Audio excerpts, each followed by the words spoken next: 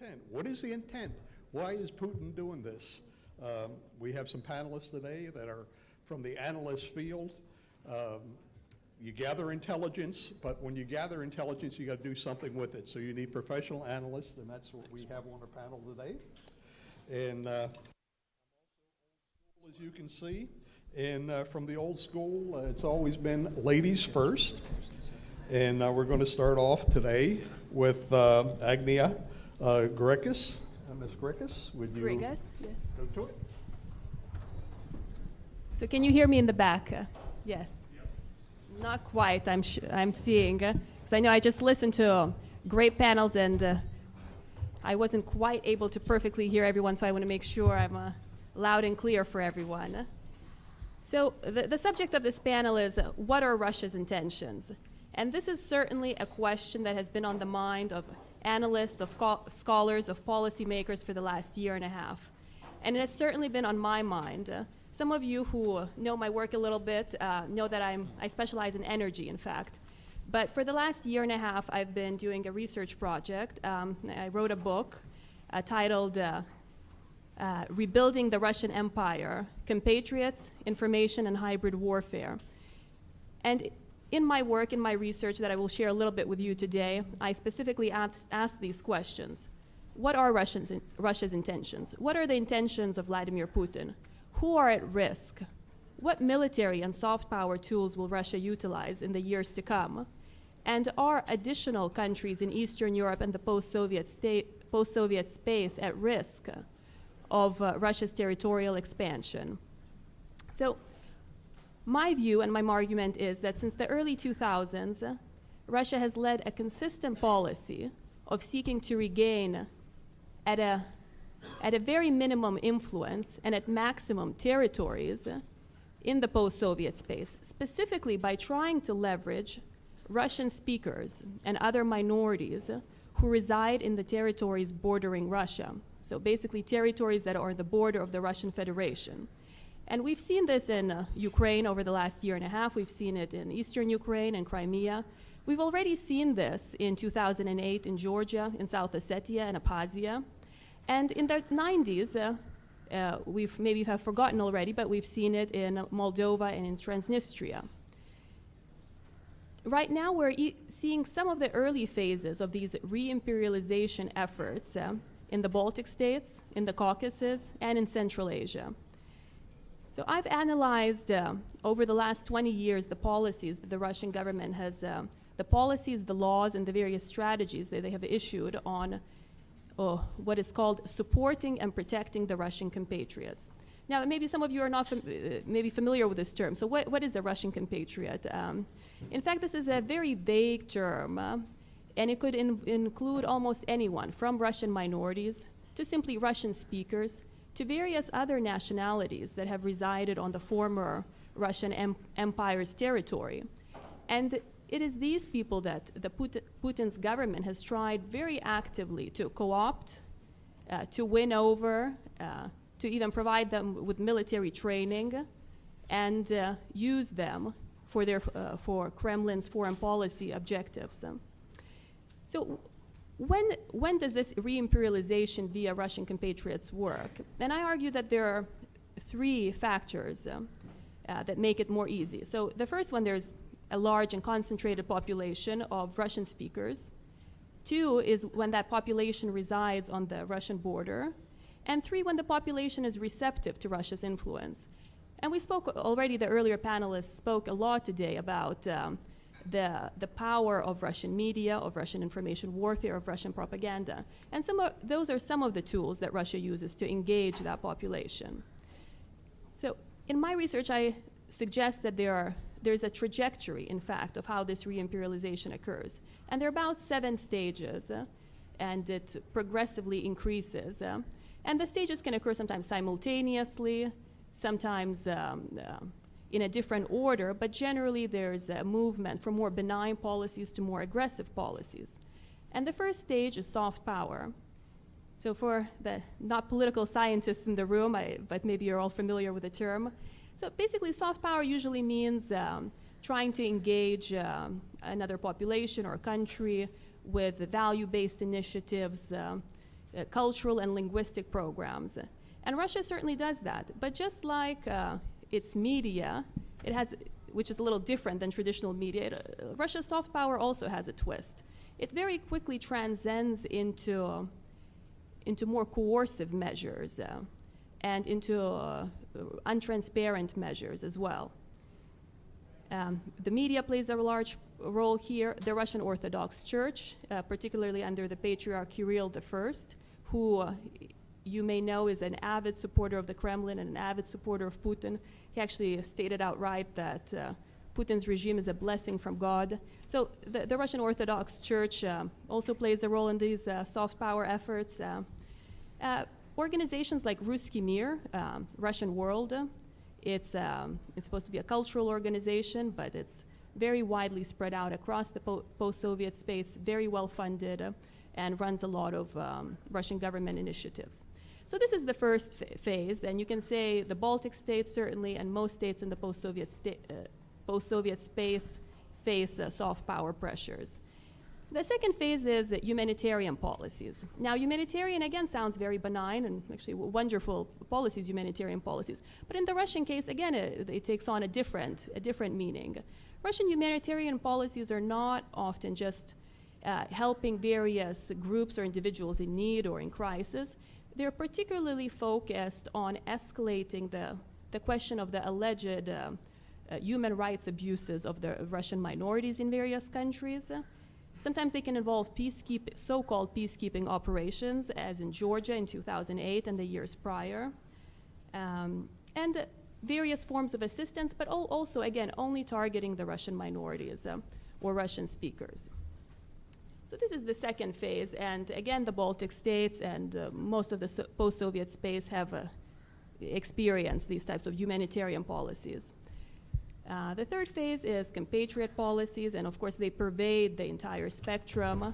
And it's this effort, as I said, to claim a people, to claim various minorities as their own, as tools of the Russian Kremlin, as tools of the Kremlin's foreign policy.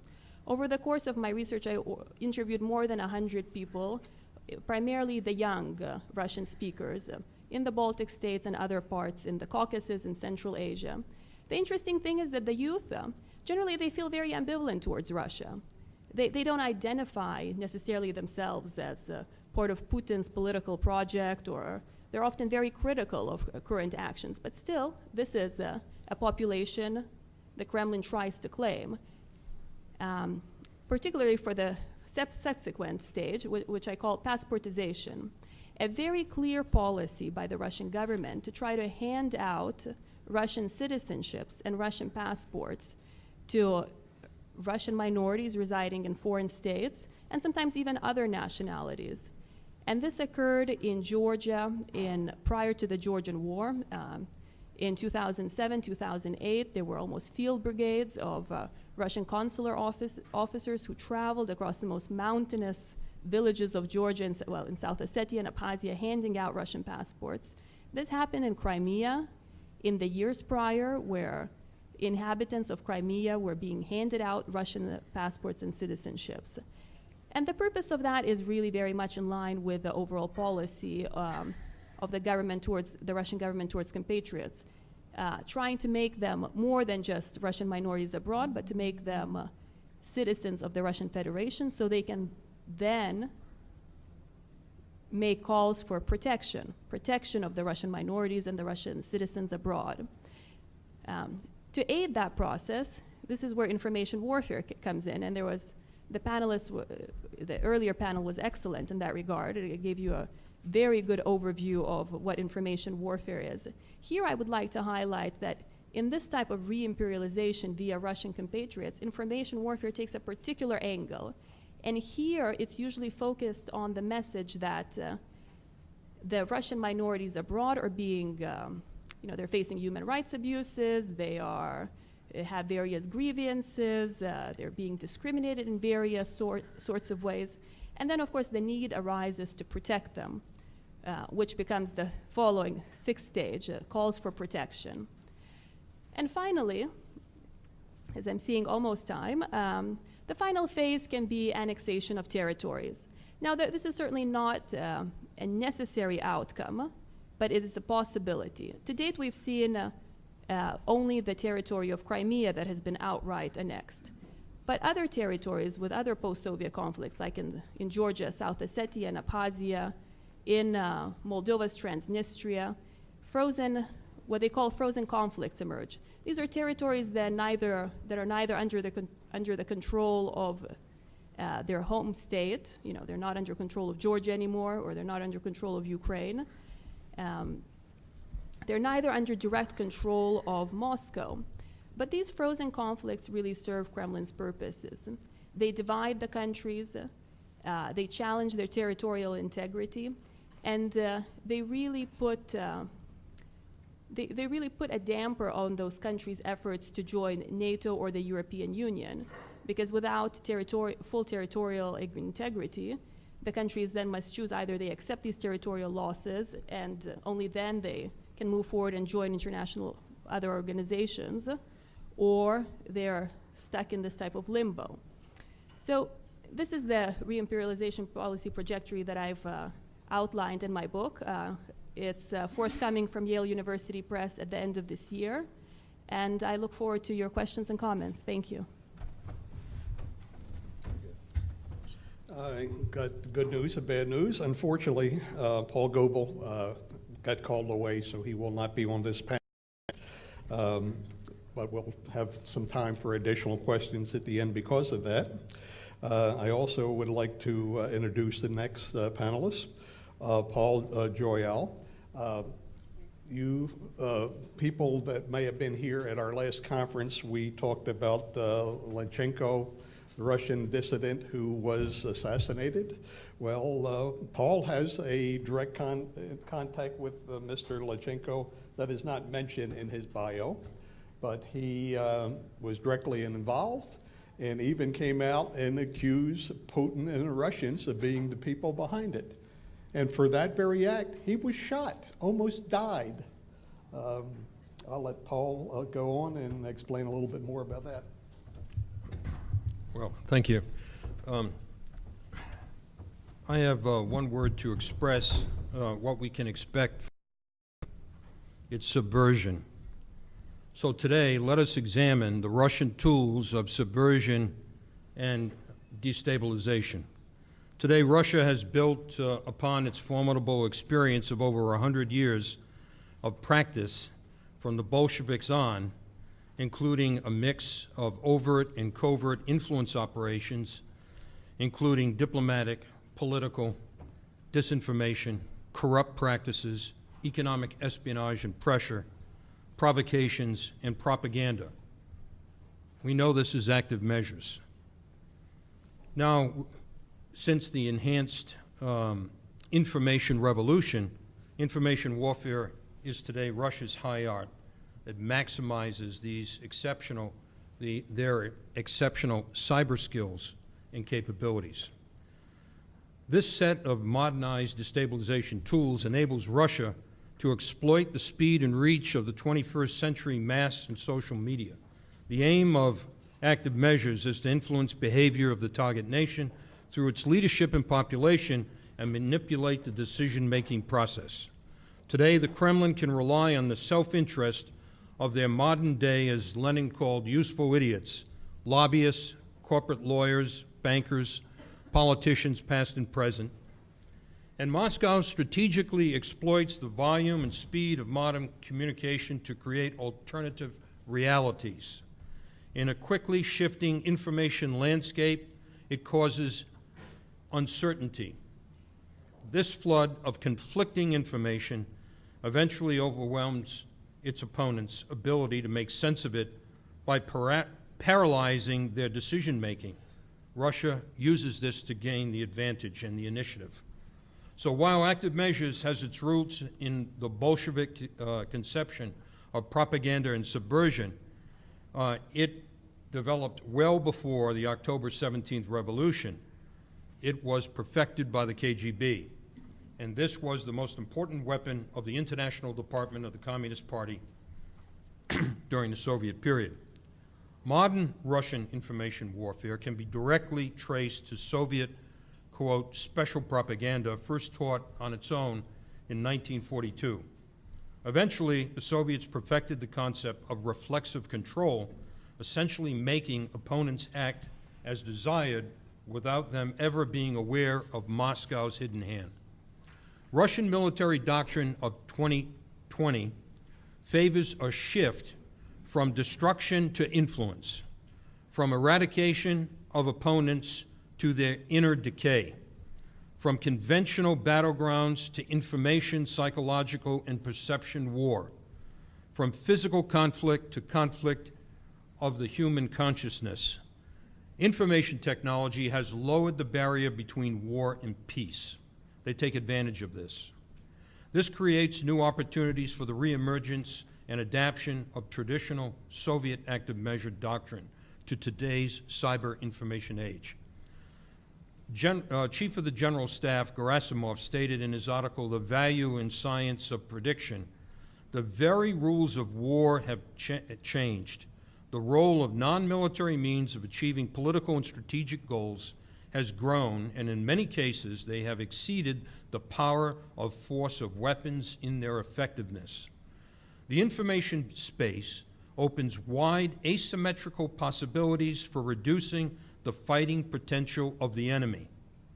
In North Africa, we witnessed the use of technology for influencing state structures and the population with the help of information networks. It is necessary to perfect activities in the information space, including the defense of our own objects. The use of the term cyber war, unfortunately, is, I believe, an improper formulation. It stovepipes attention into narrow spectrum of today's conflict. Rather, it is better understood as cyber operations, as within the spectrum of low-intensity conflict or unconventional warfare. More precisely, part of information warfare or active measures. The Russian military has been developing an advanced information warfare doctrine since the early 90s in combination with highly accurate military weapons and non-military means of influence to disorganize the state administration. The ultimate objective of this so-called hybrid warfare is to achieve complete information dominance over the opponent in the battle space. PSYOPs in information warfare have powerful effects. Russians understand that new weapons and cyber operations have deep influence on the methods and ultimate objectives and definitions of victory in future war. The use of information warfare and cyber weapons seeks to achieve the most important political and economic objectives within direct contact of the opposing forces and without using high-intensity combat, armed combat, which they cannot compete against Western military forces. So these weapons and techniques are designed to destroy the state and societal institutions, creating mass disorder, degrading the function of society, and ultimately the collapse of the state. This approach requires combined information and military operations. We saw that tested in the Georgian War of 2008. We saw a component of it tested by the use of botnets, criminal botnets, in Estonia before that. So now we're seeing all the pieces come together with what happened in Crimea and Eastern European. They've gone operational and they're advancing on many different fronts. Now in 1997, Vladimir Makimenko, who was the deputy director of FOPSI and the only official voice to define Russian information warfare, asserted that information warfare concept compromises four components. First, suppression of the infrastructure components of state and military administration, electromagnetic pressure on components of information and telecommunication systems, electronic warfare. Number two, acquisition of intelligence through intercepting and deciphering information flows, transmitting via communications channels, and also through spiraless radiation and through electronic information intercepting devices, especially planted in premises and in technological systems of electronic intelligence. Number three, unauthorized access to information resources, the use of software and hardware for penetrating systems for the protection of enemy information and telecommunication systems, subsequently distorting and destroying or theft or disruption of the normal operations of these military systems using hacker warfare. 4, formation and mass dissemination by enemy information channels or global data interaction networks of disinformation or tedious information for influencing the opinions, the intentions, and the orientation of society and decision-making. This is a very advanced doctrine that they're teaching now in all levels of their military academies. So if these first 3 components present an obvious military view suitable for conventional war, the last point means that the threat posed by foreign news media and websites, for example, also exist. And in the Doctrine of Information Security signed by President Putin in September 2000, written by another section of the National Security Council, among the threats that is listed is, quote, the ouster of Russian information agencies and mass media from the internal information market and strengthening the dependence on the spiritual, economic, political spheres of social life in Russia on foreign information networks. Again, they're very concerned that they'll lose their total information dominance within their own society to maintain the high levels of support for whatever operations they engage in, and that should be a point of contention and attack from our perspective. So if we follow the path of Crimea, which ceded to Russian control in March following sophisticated and coordinated cyber attacks, which crippled communication networks, overwhelmed government websites, while undertaking political maneuvers to delegitimize the political leadership and public opinion that Crimea should remain Ukrainian, then we must concentrate on this methodology to defend the Baltic countries. Let us recall Ukraine's critical infrastructure suffered a series of assaults before Crimea was annexed. It happened also in Georgia. These are precursors to war and indications of further military actions to come.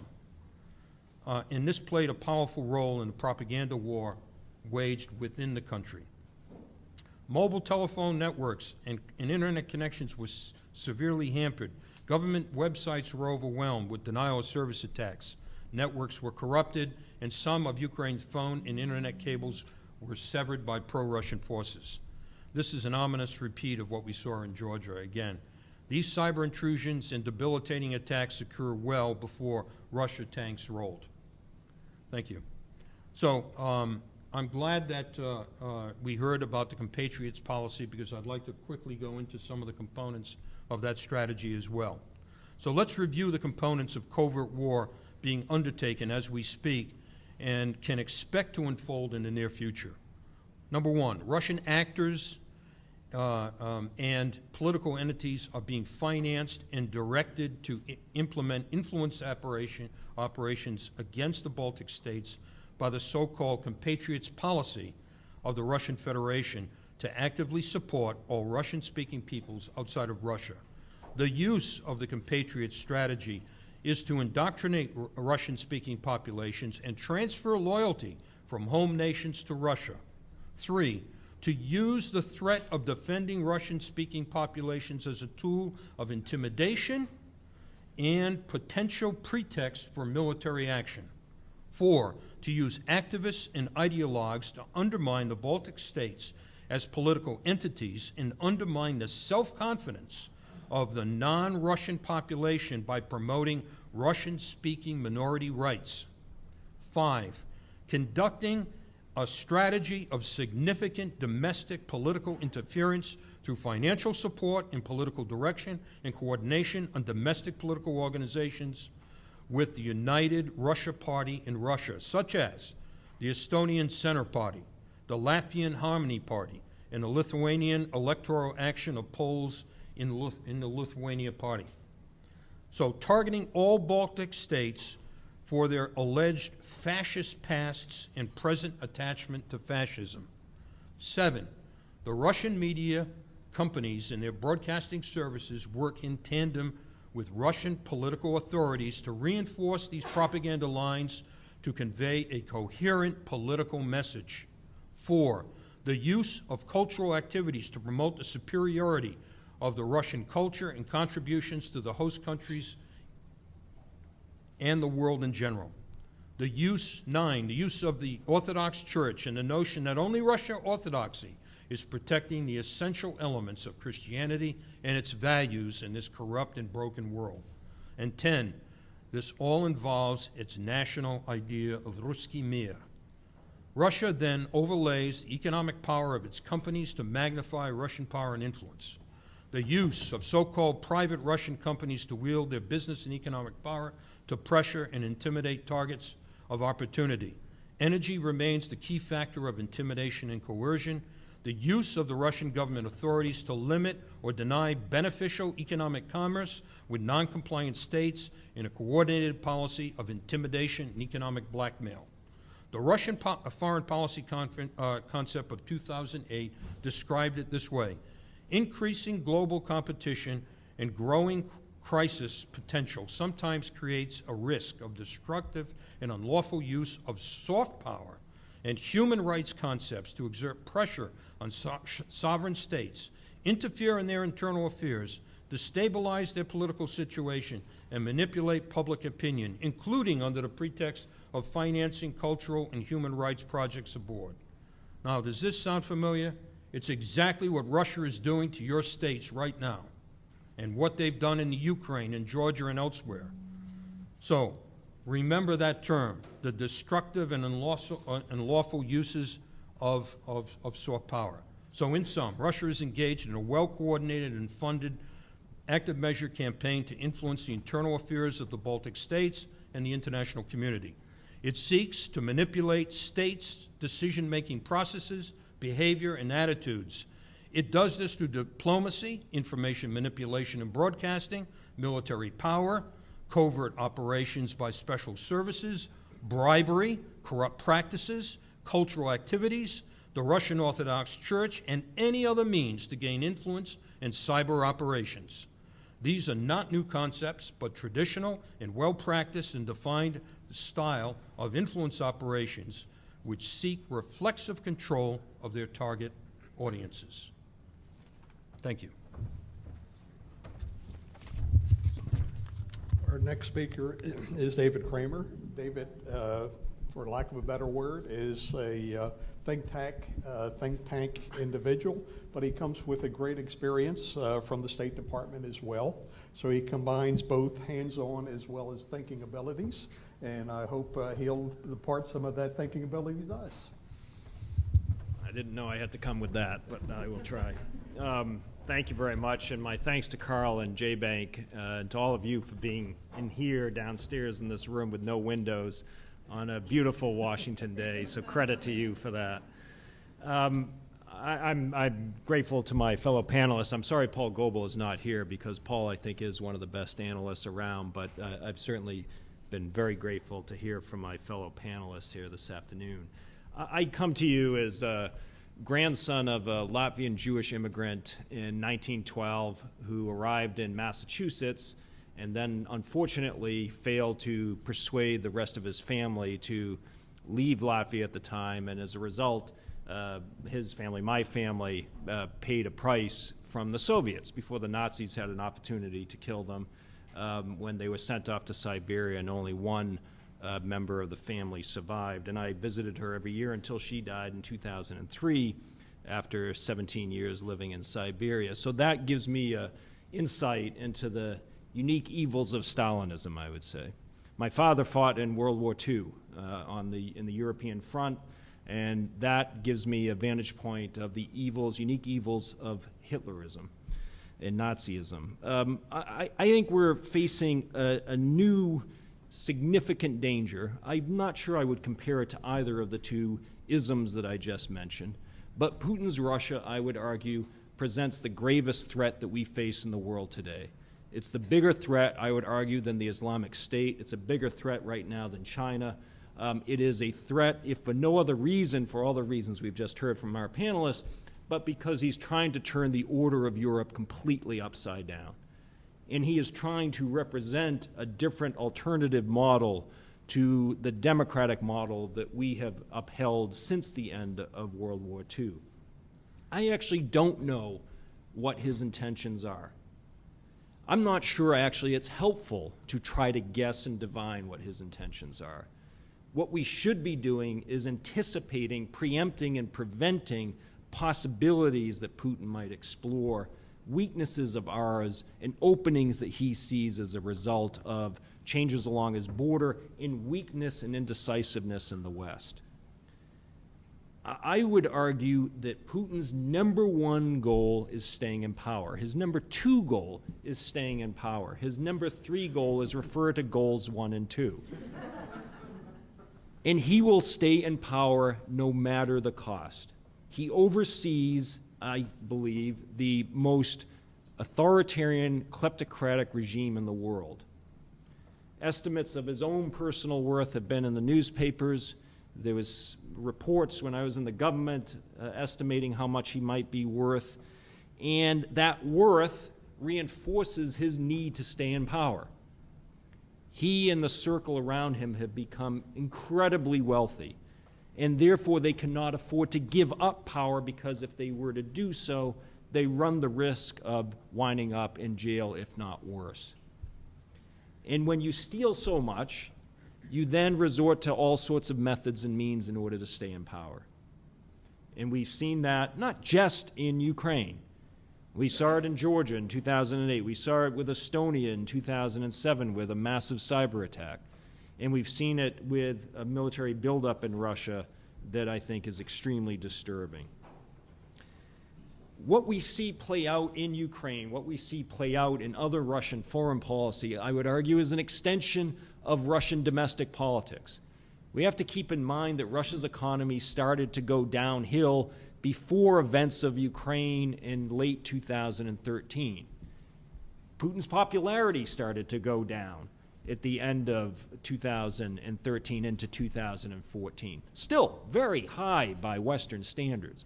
But nevertheless, for somebody like Putin to drop below the 80s into the low 60s, close to the high 50s, was a source of serious concern. So Putin needed a distraction in order to deflect Russians' focus on what was happening domestically and economically. And the situation in Ukraine, which I would argue he created by compelling Yanukovych to reverse himself on signing the agreements with the European Union in November 2013, gave him that opportunity. And so we saw Putin view events in Ukraine. Yanukovych's fleeing of power, it wasn't a coup. Yanukovych fled power. He gave up. And then the parliament voted him out. That wasn't a coup. But to Putin it was. It was a coup by fascists. And to me, he then reacted by invading Crimea. Crimea was so easy for him that he then decided to try his luck in eastern Ukraine. Clearly, there was a plan that had been formulated that paved the way for Russia's takeover of Crimea. The annexation of Crimea, I have to say, was brilliantly done. Obviously, none of us recognizes it, but it was brilliantly executed. And to borrow a Stalinist phrase, Putin became dizzy with success. It was so easy to do, he decided he would try it in eastern Ukraine, and he ran into two problems in eastern Ukraine. The first was a decision by the Ukrainian government to fight, which they hadn't done in Crimea. The second was a population that wasn't going to support a takeover by Russian forces. And so the situation in eastern Ukraine has not gone the way that Putin anticipated and the way that it had in Crimea. And I don't mean to write off Crimea in the least. As had been said, I think, in the earlier panel, and I think as Archis had said at lunch, the fact that the Minsk agreements, neither the September one nor the February one, neither of them mentions Crimea at all. And just like with the Baltic states, for decades, where the West never recognized the absorption and annexation of the Baltic states by the Soviet Union, we should never recognize implicitly or explicitly the annexation of Crimea by Russia today, even if it takes decades for Crimea to return to Ukraine. Color revolutions. The revolution that happened in Ukraine most recently wasn't necessarily a color revolution, it was a Maidan revolution. But the color revolutions in 2003 and 2004 in particular, in Georgia and Ukraine, the rose and orange revolutions spooked Putin. Changes of power by movements of large numbers of people are the thing that Putin is afraid of most. There were protests, as you may recall, in late 2011 in Russia, into 2012 with the presidential election, and then right before he was inaugurated in May of that year. That too scared Putin. And what did he do? He cracked down in the worst way that Russia has witnessed since the breakup of the Soviet Union. The crackdown on human rights, on civil society, on opponents, and on journalists, culminating perhaps with the assassination of Boris Nemtsov in February, reflects the worst crackdown in Russia we have seen in decades. The organization I used to head, Freedom House, has documented the state of political rights and civil liberties in every country in the world since 1972. And Russia has reached the lowest depths of that ranking since the Freedom House scores have been out. What Putin is trying to do is to destabilize his neighbors. He views neighbors who move toward the West to integrate more with Europe, to liberalize their political system, to improve their economies, as a threat to his own grip on power, and Ukraine in particular would represent the greatest threat to his grip on power. If Ukraine were to move more to the West, given its Slavic roots, that to Putin would be the biggest threat he could face. And Putin, I don't think, wants to take over all of Ukraine. I actually don't think Putin wants to reconstitute the Soviet Union. I think in an incredibly short-sighted way, he wants to destabilize his borders because he doesn't want the countries along his borders to move toward the West and represent an alternative to what he has created in Russia itself. The argument that NATO enlargement is responsible for this is one of the most absurd I've heard. The countries that are members of NATO and or the European Union provide Russia with its most secure, stable borders. And as I'm sure every Latvian, Lithuanian, and Estonian would attest, they're damn glad that they're in NATO today, even if there are some doubts about the willingness and readiness of the alliance to come to their rescue should that need arise. I would argue that we need to further enlarge Euro-Atlantic institutions. I realize it's not going to happen tomorrow, but it would be an enormous mistake to close the door on either the EU or NATO to Ukraine, to Georgia, to Moldova, to any country that aspires to join those organizations and wants and is able to meet the criteria. NATO's decades-old policy is an open-door policy. And those who would argue we should Finlandize Ukraine play right into Putin's hands and sacrifice countries that I thought we wouldn't be doing ever again. Putin tries to divide the Europeans. We'll see if he's been effective come June when the European Union has to reaffirm sanctions, and it just takes one country to break consensus. There are a number of countries we could mention here today that raise concern about that unity. Let's hope that the Greeks and the Hungarians and the Slovaks and the Bulgarians and others are on board, the Cypriots. Putin is also trying to split Europe from the United States. And I would argue he hasn't succeeded. But I would also argue that we have not shown enough decisiveness, resolution, and strength. I think Putin is operating out of weakness. But weakness and strength are relative. And compared to us, he isn't playing his hand that badly. I think he's in trouble. I think he's in big trouble. I think the Russian economy, despite the rise in the ruble recently and the revival of the stock market, I think Russia's in big trouble. And it's for several factors. It's the price of oil. It's the sanctions. But it is also, at its root, the total mismanagement of the Russian economy by the Russian leadership. Not taking advantage of the high price of oil over the past decade and a half, reinvesting, diversifying. No one talks about diversifying the Russian economy anymore.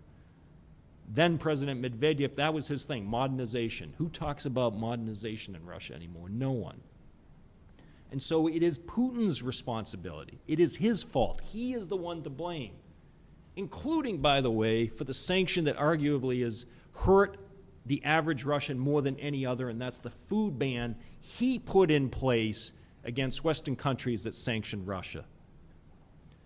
In 2012, you may recall, after the United States Congress, over Obama administration objections, passed the Sergei Magnitsky Rule of Law and Accountability Act, and the president finally did sign it, what did Putin do? He imposed a ban on the adoption of Russian orphans by Americans. The steps that Putin takes hurts his own people. The steps we take are in reaction to Russian aggression and Russian misbehavior. Putin is the one who is hurting his own people more than we are. And we need to do a better job of explaining that to the Russian public so that they understand we didn't put a food ban in place. Their own president did that.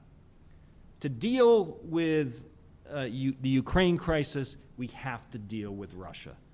At the root of all of this is Putin's Russia, a system that is going in diametrically opposite directions, despite the comment apparently he made today that he wants to work with the United States to expand democratic development around the world. I hold little hope that we will find common ground to do that. I know I'm out of time. I would just say the murder of Boris Nemtsov, I knew Boris Nemtsov. He was a good friend of mine. And I don't know this for sure. I would speculate that Putin did not order his murder. I actually think the one who was behind his murder is the leader of Chechnya, Ramzan Kadyrov. Either because it would ingratiate himself to Putin or because Nemtsov was talking about producing a report that would show Chechen presence in Ukraine fighting for the Russians. But Putin created the environment in which going after opposition leaders is not only condoned, it's encouraged. Nemtsov is by no means the first opposition figure or critic to have suffered the ultimate fate. But I would hope that his tragic loss would wake all of us up in Russia, in Europe, and here in the United States to the danger that we face from Putin's Russia.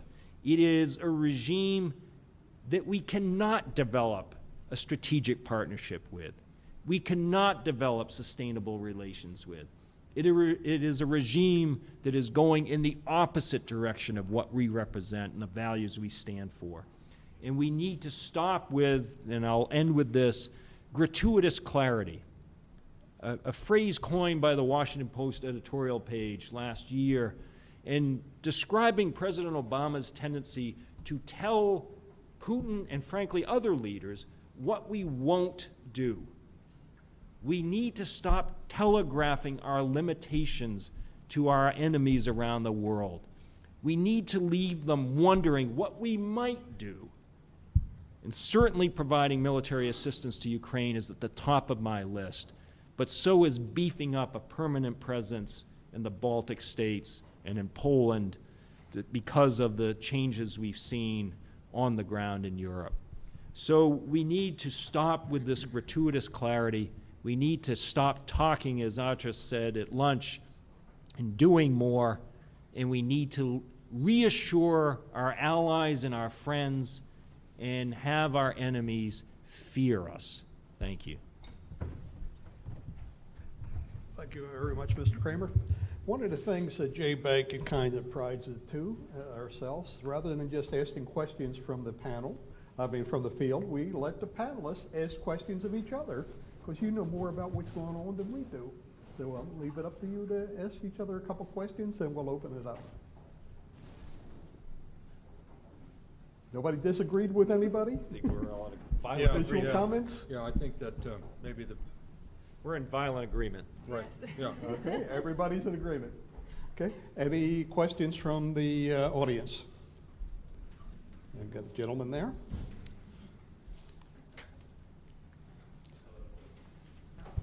Hello, hello.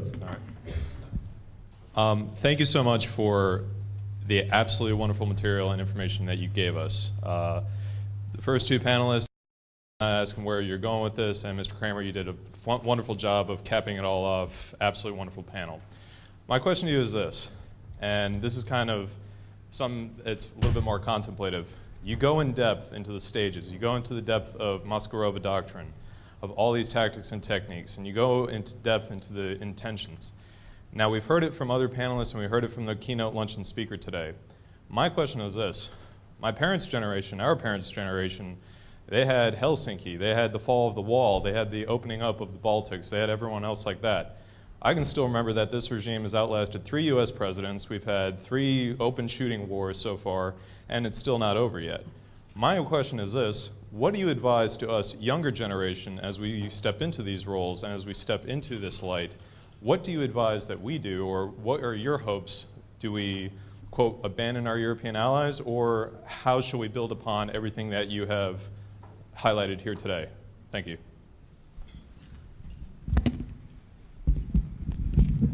Well, I think over the last decade or so, or really since the Baltic states joined NATO and there was an earlier wave of enlargement of Eastern Europe, there has been a tendency to forget that part of the world. And I think we've really seen it in the US. There has been a lack of interest in Russia. There's been a lack of interest in Eastern Europe. There has been a belief that the security dilemma for Eastern Europe has been resolved, that it has been resolved for the Baltic states with NATO. And I think there was a very optimistic hope that Vladimir Putin's regime or Russia will transform itself slowly or in some sort of ways into a liberal democracy. And that we've seen now today has not happened. And I think the first step is really recognizing that and understanding what is happening. What are the tools being used in place, particularly information warfare, cyber warfare, and countering those methods with the Western methods itself. I mean, if we look at information warfare and the spending that Russia dedicates to this project versus, Voice of America recently relaunched a 30-minute television program in Russian. I mean, that's 30 minutes. Russia Today, we heard about it earlier. It has a $300 million budget. It reaches 700 million people worldwide. It's round the clock in 4 different languages. So I would argue for that. First, understanding what Russia is doing and countering, at least. Well, I come from a generation where we didn't have debates about who we're going to arm covertly. That should not be a discussion. We need to have a national security structure that crystallizes the capability and builds out the infrastructure to fight this information warfare. We had USIA during Reagan. We had the Interagency Active Measure Working Group. We had Office of Public Diplomacy at State. We had a number of tools at our disposal, plus you had extensive covert operations being run by the other elements of the United States government. But it takes leadership at the top. It takes leadership at the NSC level to come up with a policy to go against this stuff. And we don't have that. We don't have that. And without that, all I can say is raise a ruckus as much as you can, demand for it, look for candidates that support you on that, look for forums to educate as we've been trying to do today, but that we need to have more focus in education and demands for action in these areas.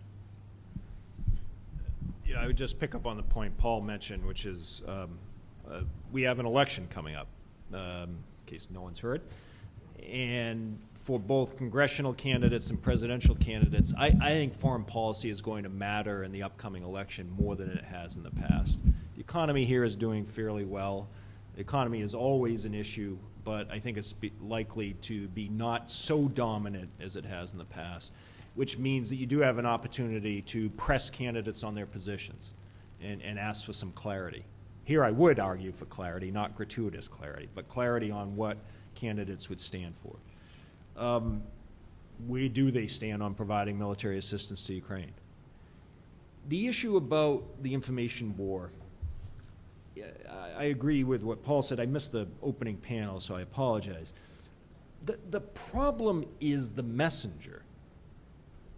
It's where it's coming from. It's the Putin regime that's the problem, which means, to me, we have to push back on political leaders who keep using the term off-ramp or finding a way out. My goal would be to squeeze the hell out of them, not let up on the sanctions until every Russian troop is out of Ukraine, including Crimea.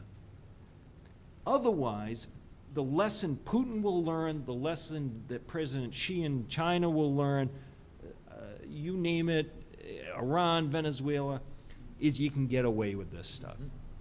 If you don't impose consequences and penalties for invading another country in Europe, then all bets are off.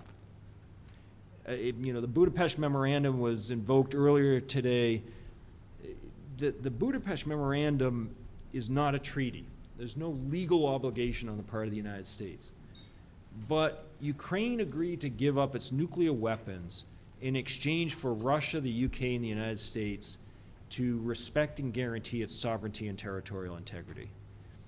That, too, is an issue because now you have Ukraine regretting that it gave up its nuclear weapons. You have other countries thinking about, well, if I had nukes, maybe I wouldn't be in danger. That's not a world we want to live in. And so pressing politicians on living up to our obligations and our responsibilities seems to me another way you can get involved. If I could just add one other thought, is that Putin has unleashed certain forces, neo-fascist forces, in Russia. You have now men like Dugin who get national prominence and access to the airwaves. We should be very clear in calling and describing him and what he's doing in those terms, because that's the system that he has created. It's neo-fascist, in which, just like in Mussolini's time, where companies were a tool of the state in their state economic policy. That's exactly what's going on in Russia today. I think for many of us, or most of us in this room, the absolute worst case scenario of the outcome of all this, because of our collective memories and experiences of World War II, is the possibility of military action, an invasion, a bombing, war, any kind of military action which would potentially start in Ukraine and possibly impact and influence the Baltic countries. So lately there's been a lot of articles to suggest this, and the latest one that I read was yesterday by Pat Buchanan, and it's called A U.S.-Russia War Over the Ukraine. Could a U.S. response to Russia's action in the Ukraine create the conditions necessary to provoke a military confrontation that leads to a U.S.-Russia war? And it also says that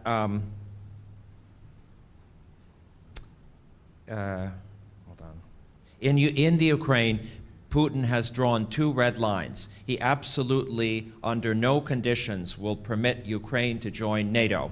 He will absolutely, not under any condition, allow the rebels to be crushed. So what happens if either or both of these two things happen? Will Russia go to absolutely any extreme and any length to prevent this from happening, including taking a military action? What are some of the potential conditions that could draw Russia into a military conflict? What are some conditions that could draw the U.S. into a military conflict? And also, how realistic is this possibility, or is it just hyperbole and hype? Look, I wouldn't take anything Pat Buchanan says about foreign policy seriously. He praises Putin as an example of leadership, which is disgusting in my view. On the broader question, though, let's remember how Russia went into Crimea. They went in without any insignia to show that they were Russian forces, which meant that Putin was afraid of what the reaction would be to an invasion of Crimea. He didn't have, pardon the expression, he didn't have the balls to do it blatantly. And it means that if we took a strong position, I am 95% convinced he would back down. He doesn't want a conflict with the United States. He doesn't want a conflict with NATO. And I worked in the Bush administration when Russia invaded Georgia. The war was winding down, but one of the things that brought it to an end was when the U.S. military plane brought Georgian troops back from Iraq, right? And Admiral Mullins got on the phone to his Russian counterpart and said, "We're doing this, don't mess with it." We also sent some ships into the Black Sea, and the war ended. We didn't do anything like that in this case. We have imposed sanctions, and I'm all for the sanctions, but sanctions in and of themselves are not sufficient to push back on Russian aggression. And instead, we keep talking about if Russia complies with this, we'll lift and ease sanctions. We should stop talking about easing sanctions. Russia knows what it has to do to have the sanctions lifted. The other point I would just say is Russia's invasion of Ukraine had absolutely nothing to do with NATO. No one in 2013 was talking about Ukraine's joining NATO. Under Yanukovych, Ukraine had passed, what was it, no bloc status, basically non-aligned status, neutral status. And there was no discussion in any Western capital of bringing Ukraine into NATO in 2013. The Maidan protests had nothing to do with NATO. They were about the European Union, which Putin, by the way, as far back as 2004 said, EU and Ukraine, great, please go ahead and do it. So it is just completely false for anyone here in the West to say it was the prospect of NATO warships in Sevastopol that led Putin to invade Ukraine. It had nothing to do with it. It was because Yanukovych felt he couldn't stick around and he fled, and Putin was worried that that would be replicated in Russia, which, by the way, I don't think would happen. Yeah, sorry. Thank you. I get a little worked up. We got about 10 more minutes, 5 minutes each for the young lady and the gentleman. Although we could listen to you, David, all day long. It's not a good idea. Anna Smith-Lacey from Hungary. My impression that from what Anya has said is that Putin uses history in a very particular way. And that's something that has been increasingly palpable throughout the region, in the post-Soviet space as well as in Russia. And I wanted to get your thoughts and comments about how, especially in light of the 70th anniversary coming up and all the celebrations and commemorations that can be viewed and perceived and construed in very different ways, how Putin uses the whitewashing of the crimes of the Soviet Union and how Putin uses actively as a soft power, psychological warfare tool, the different concepts of history right now. Well, absolutely. Excellent question. The historical narratives have been very important for Putin's regime. Two historical narratives, indeed. The first of the Russian Empire, and I'm talking about the Tsarist, the Romanov Empire. He's used a lot of the same symbolism. Even the compatriot policy is written to include individuals who lived historically in the Russian Empire. So the Russian government puts a claim to those people, to various nationalities who historically lived in the Russian Empire. And the second narrative is, of course, the Soviet narrative. There have been a lot of efforts in the last decade to revive, and glorify Soviet history, including this May 9th celebrations, various other elements of it. So for Putin, it's a very, these historical narratives are very important to build national pride and to prop up his own regime. To be brief. Just quickly, there's a new program that he's instituted to bring patriotism to the youth, and it all focuses on World War II successes. Nothing other than that. I think this is. Thank you. I would like to. I noticed that the title and also most of the statements here were about intentions of Putin and Russia. Well, my long experience with intentions is that the intention to create a global utopia of communism on the earth has disappeared gradually, to be granted over 70 years, but it's no longer there. The same is true about Hitler's intention to create a 1,000-year greater Germany. What he created in 12 years was a kaput Germany. And the question is resources. I would like the panel to address the question of what resources does the Putin and his regime have at their fingertips that they can accomplish these great plans. Especially the second speaker made out a great plan of his intentions and what they plan to do. And the other question is, I keep hearing here over and over again, his basically, globally speaking, very small accomplishments in Georgia, in Ukraine, and in Moldova. What about, are there any accomplishments outside of these three places? Thank you.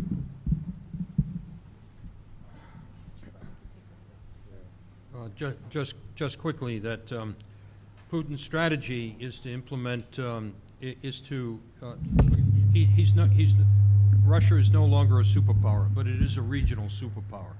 And his focus will be not only to, he wants to keep the states around Russia weak, divided.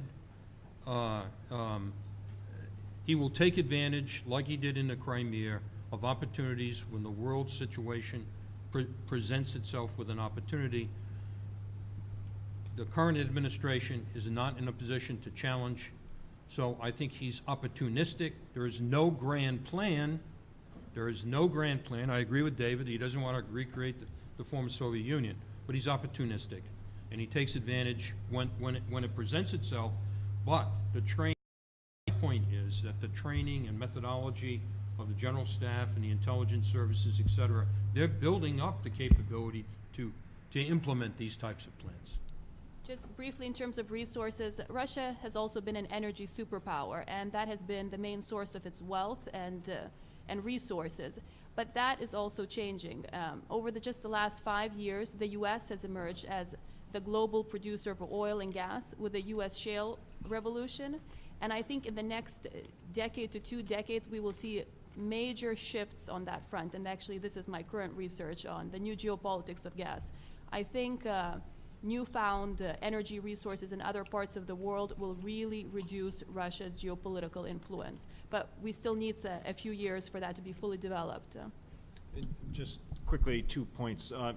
Unfortunately, Russia has a lot of resources, although it has fewer resources than it used to. Its foreign hard currency reserves at the end of 2013 were about $510 billion, and they went up a little bit, but they're around $360 billion today. They've gone through a huge amount of money in order to try to prop up banks that are in big trouble in particular. But this is a country that spent probably more than $50 billion on the Sochi Olympics, most of that to corruption. And Putin is devoting a lot of resources to everything Paul was describing. So it still has deep pockets to engage in these kinds of activities, but they're not quite as deep as they used to be.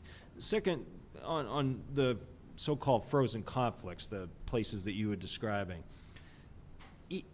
Putin has actually wound up pushing away all of his neighbors, including Belarus. I'm no fan of Lukashenko, but Lukashenko is very nervous about what's happening, including President Nazarbayev of Kazakhstan, 2 countries that are the founding members of the Eurasian Economic Union. They're all terrified of what he might do because they have ethnic Russian populations in their countries, and they figure they could be next if Putin decides. And so one of the things, and Paul and I are in agreement on this, not only is he not reconstituting the Soviet Union, he's actually pushing away all the countries along his borders. Ukraine is more unified today, I would argue, than it's ever been, thanks to Vladimir Putin. And it's sad that it took that, but that is one of the effects that he's having. Got time for one more question, and that's going to have to be it. And, Okay, this is more a request and a comment than a question, and I'm responding somewhat to the question about what can the next generation do. You may be aware that JBANC is funded by the 3 parent organizations. That's where it gets its money, and its budget is not very big. It does a lot with a small budget.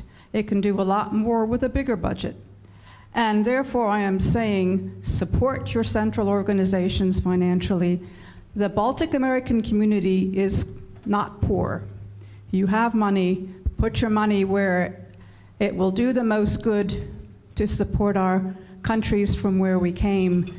Support JBANC financially, support your central organizations. You'll get a lot more for your buck than you would in any other place. Thank you.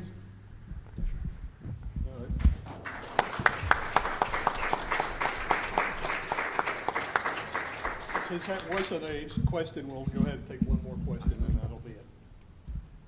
Is it working? Well, first of all, I'd like to say thank you all for raising that very important problem of Russian invasion into Ukraine. I am a journalist from Ukraine, representing Radio Free Europe here. And my question is, well, there was a thought here that US government should stop talking and start doing.